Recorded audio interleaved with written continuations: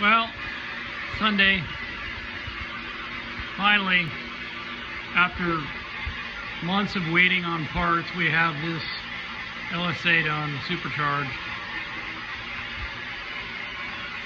They gave me the wrong sleeves for that, Kubota.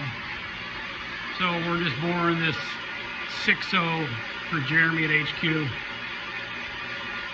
We're using the old 777, and I gotta tell you, it's pretty doggone accurate. I'm really happy with this bar. So, putting all pistons in it. So just a typical, well for me anyway, Sunday afternoon in the shop, plugging away.